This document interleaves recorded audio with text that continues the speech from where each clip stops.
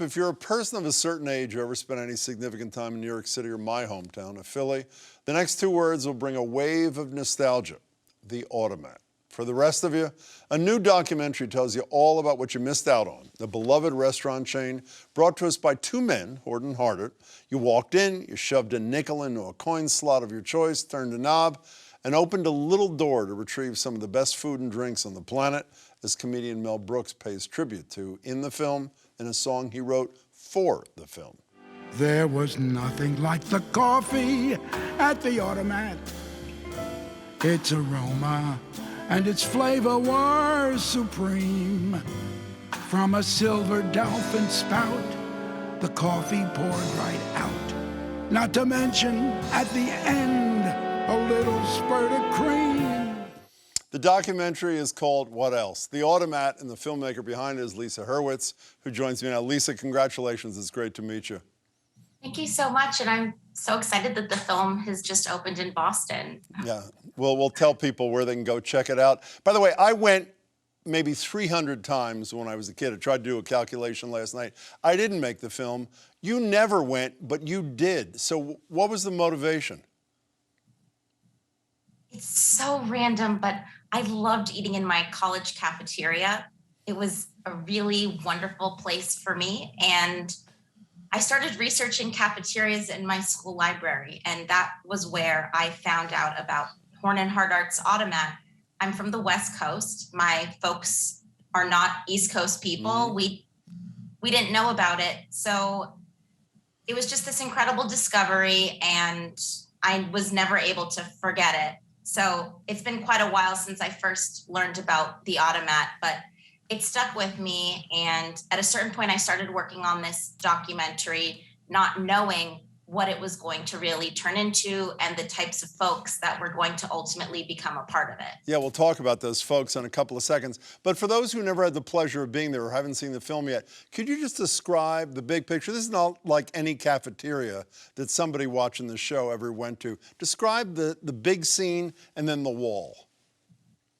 All right. So we're talking about these large, beautiful spaces where people would spend actually a good chunk of their lives.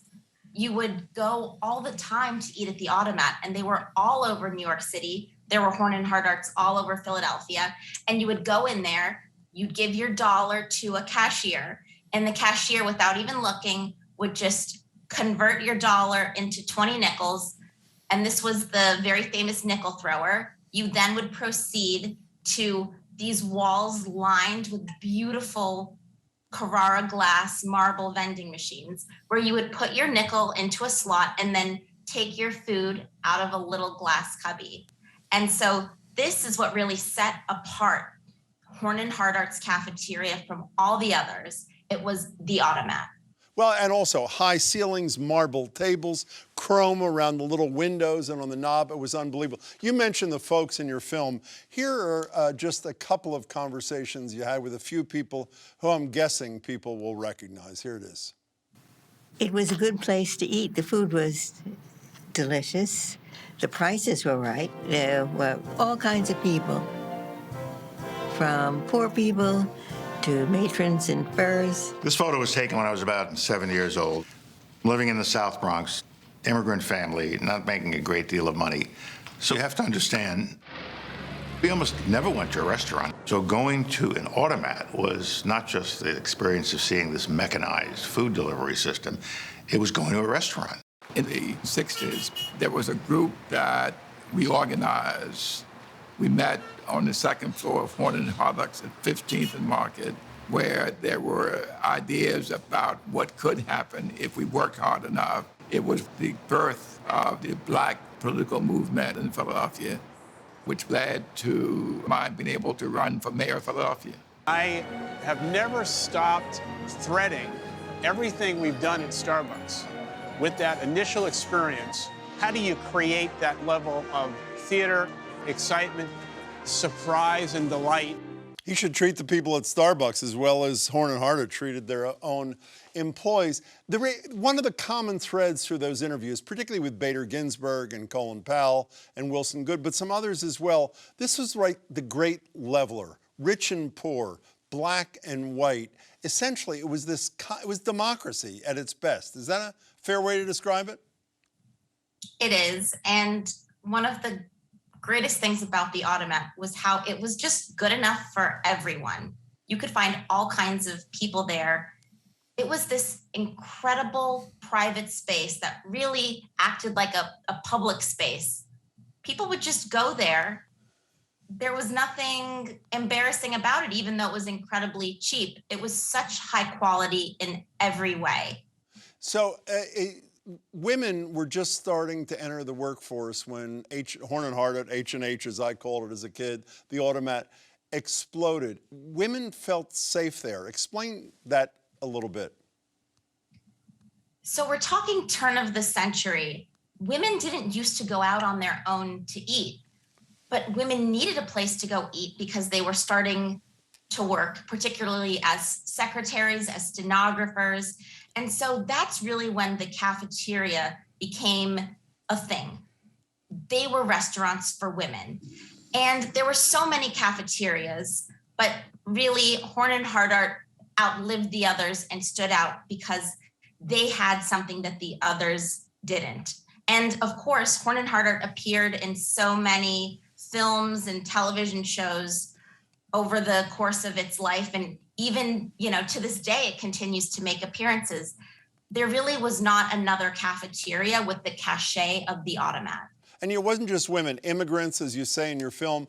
You didn't have to speak the language because all you needed to do was ask for nickels and pop them into the slot. And I love Mel Brooks's line. The other reason he loved it, no tips, which was a big deal as well. Also, their reputation, this is Horn and Hardart, the founders of this thing, of treating the workers there particularly well. You interview this guy, Apache Ramos, who worked there for a long period of time. It's pretty clear that there was this incredibly loyal relationship in both directions, no? Absolutely. And something that the company had, which I loved, was a 25-year club. And they had a lot of employees who were a member of this group that would do activities together that had been with the company for more than 25 years. Why did it come apart at the seams when it finally did? We should say, by the way, even though it was only in 2 cities, it was the largest restaurant chain in America at the time, even though Philly and New York were its only homes. Why did it come apart when it did? Well, it's true. Just by sheer volume, the amount of business they were doing in these 2 cities put them as #1 in the country, only to be replaced by McDonald's. They had a huge battle. The world completely changed and they really were not prepared for it. I think nowadays restaurants are they're forecasting into the future. Howard Schultz from Starbucks, he's one of the characters in the documentary. And when I interviewed him, something that, he said to me that I'll never forget is that he doesn't take his success for granted and that every day he fights for it, and that they're projecting very far into the future in terms of anticipating how everything is going to change. And Horn and Hardart was just at the end of the day, kind of a mom and pop. Mel Brooks used the words naive and innocent to describe the Automat. And I think so were the executives of the company, because after World War II, Americans changed. Yeah. They left the cities. Yeah. They wanted a different kind of dining experience. And all of a sudden, they had a slew of competition. Yeah. By the way, Mel Brooks not only sings that song, he's all over the film, including telling Lisa how to make the movie in the movie itself. One of my other favorite movies, Lisa, I thought you were joking when the little descriptor under this guy's name said Automat historian. This is what this guy studied as an academic. Here's a little bit of your exchange with him. How did you pick that for your PhD dissertation? That's not it. So I chose the Automat as a topic. I was studying to become a historian of technology. I needed a topic for my dissertation. And I was in Amsterdam at the time when I stumbled across the Automatique. That triggered this vague memory, because my parents took me to one, of this restaurant that I thought it had the same sort of machine. And it turns out, he says, it was Horn and Hardart. So, Lisa, how much do you regret that you never got to put in a nickel and take out a pumpkin pie, which was my second favorite, baked beans, and a crock pot, which was my #1 favorite? How much do you regret that you'll never have that experience except on film?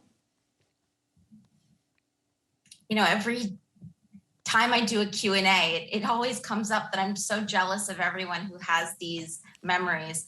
I would be there every day. I think it would be a wonderful thing to have in my life. By the way, I was there every day, and I'm really sad I'm not in your film, but I was so glad to see it. Lisa, terrific film. Everybody should see it. Thanks for your time. You can catch the Automat playing now at the Coolidge Theater. It'll also be at the West Newton Cinema this Friday and on video on demand in July.